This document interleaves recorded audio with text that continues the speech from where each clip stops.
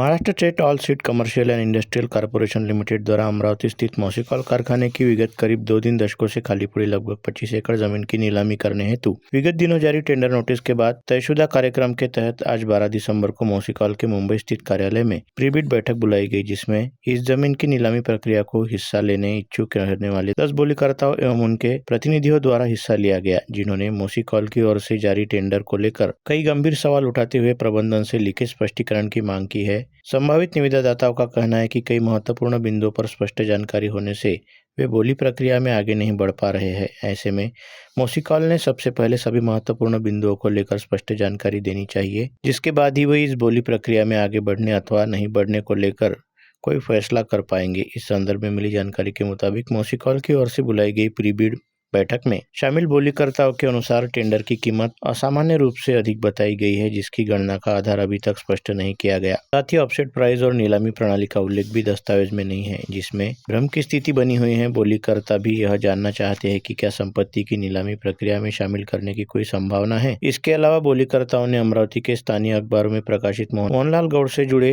कथित अवमानना प्रकरण को लेकर भी मौसीकॉल से स्पष्टीकरण मांगा है। उनका सवाल है कि क्या उनकी तरफ से कोई बयान, नो ड्यूटी या कोर्ट की मंजूरी उपलब्ध है, क्या उनकी संपत्ति टेंडर में शामिल है या नहीं। इसी तरह अमरावती महानगर पालिका के जल, बिजली, कर और अन्य विभागों के बकाया, उद्योग निगम और सब्सिडी से जुड़े बकाया मामलों की भी स्पष्ट स्थिति मांगी गई है।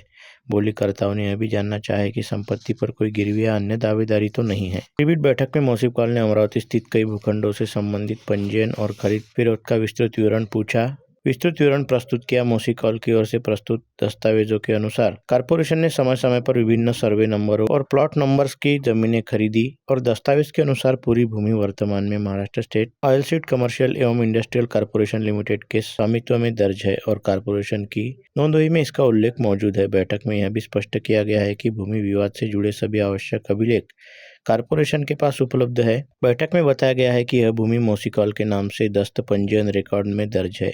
वहीं कारपोरेशन ने यह भी स्वीकार किया कि भूखंड से जुड़े कुछ फौजदारी और कब्जे से संबंधित मामले पहले विभिन्न विभागों में लंबित रहते थे, जिनका निपटारा बाद में किया गया।